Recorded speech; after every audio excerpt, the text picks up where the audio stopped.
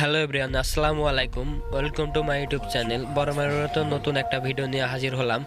আজকে থাম্বনেল দেখে বুঝতে পারছেন কোন বিষয়ে ভিডিওটা হতে যাচ্ছে। আসলে রাইস কুকারের বিষয়ে ভিডিওটা করব। তো এখানে একটা রাইস কুকার আসছে আমার কাছে, কয়েল নষ্ট হয়ে গেছে, অর্থাৎ কয়েল রানিং আছে কিন্তু কয়েলটা বাঁকা হওয়ার কারণে সুন্দর করে বসতেছিল না, সেই কারণে কয়েলটা চেঞ্জ করা লাগছে। তো নতুন কয়েল আমরা কীভাবে সেট আপ দিই, কীভাবে কী করি, আমাদের সাথে থাকলে এ টু জেড সব কিছুই দেখতে পারবেন।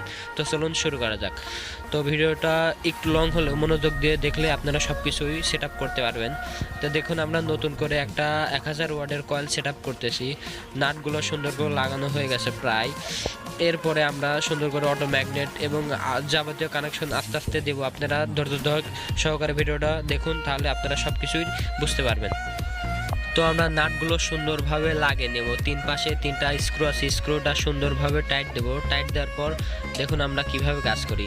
এই রাইস কুকারে আপনার মূলত এখানে 40 ওয়াটের যে কয়েল ছিল, সেই কয়েলটা নষ্ট ছিল, বিধায় আমরা কয়েলটা চেঞ্জ করছি। এটা আপনারা দেখতে পারবেন খানিক পর। তো সুন্দর করে স্ক্রু লাগিয়ে নেব। এটা হচ্ছে ফিউজ, 10 ওয়াটের একটা ফিউজ, আর এখান থেকে সুইচের যে তারের কানেকশনটা সুন্দর করে এক পাশে লাগিয়ে নেব কয়েলের। অন্য পাশে আপনার 40 ওয়াটের যে কয়েল, এই কয়েল এবং সুইচের যে কানেকশন, সেই কানেকশন থেকে ফিউজে যে গেছে, ফিউজ থেকে কানেকশন সুন্দর করে লাগিয়ে নেব।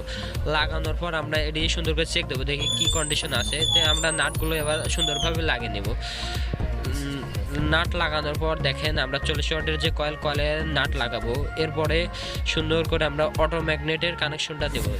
তো অটো ম্যাগনেট অবশ্যই চায়নাগুলো অনেকদিন টেকসই করে, হ্যাভি মানের হয়।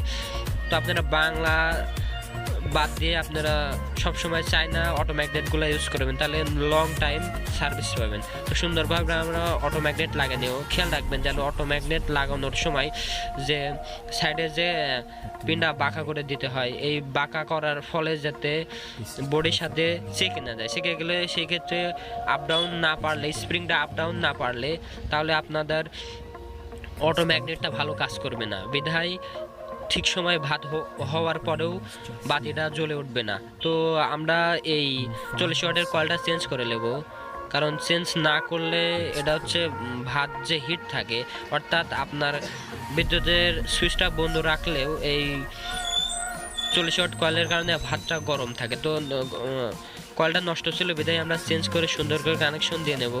দেখুন, একটা আপনার কয়েলে যাবে, মেন কয়েল 1000 ওয়াটের কয়েলের, আর একটা সুইচ থেকে যাবে, অর্থাৎ এটা ডাইরেক্ট হয়ে থাকবে। প্লাগে কানেকশন দেওয়া থাকলেই পাতিলটা হিট হয়ে থাকবে, সেই জন্য 40 ওয়াটের কয়েল দেবে। এবার কারেন্টের প্লাগে আমরা কানেকশন দিয়ে নেব। দিচ্ছি, কানেকশন দেওয়ার পরে এসি কটা প্লাগের মধ্যে ঢুকানোর পরে দেখেন 40 ওয়াটের কয়েল জ্বলছে। তার মানে 40 ওয়াটের কয়েল ভালো থাকলে এভাবে সিরিজ জ্বলে উঠবে, তাহলে বুঝবেন কয়েলটা ভালো। আর যদি না জ্বলে তাহলে বুঝবেন কয়েলটা নষ্ট, চেঞ্জ করতে হবে। তো আমরা এটা সুন্দরভাবে চেক করার জন্য দেখুন এখানে দেখাচ্ছে সুইচ দিলে সিরিজ ফুল জ্বলে উঠতেছে, 100 ওয়াটের বাল্ব ফুল জ্বলে ওঠে। সেক্ষেত্রে আপনারা বুঝবেন যে এটা ঠিক আছে। এবার আমরা ডাইরেক্টে চেক দেবো। ডাইরেক্ট কানেকশনে দিলাম, দেখুন কুক শুরু হয়ে গেছে, অর্থাৎ গরম শুরু হয়ে গেছে। আমরা এখানে ম্যাগনেটের উপর একটা ভারী লোহা দিয়ে রাখছি যাতে গরমটা ঠিকঠাক মতো হয়, সুইচটা যাতে কানেকশন ঠিকঠাক মতো নেয়। এই ধরনের ভিডিও পেতে আমাদের চ্যানেলটি সাবস্ক্রাইব করে রাখুন, পাশে থাকা বেল আইকনটি চেপে দিন।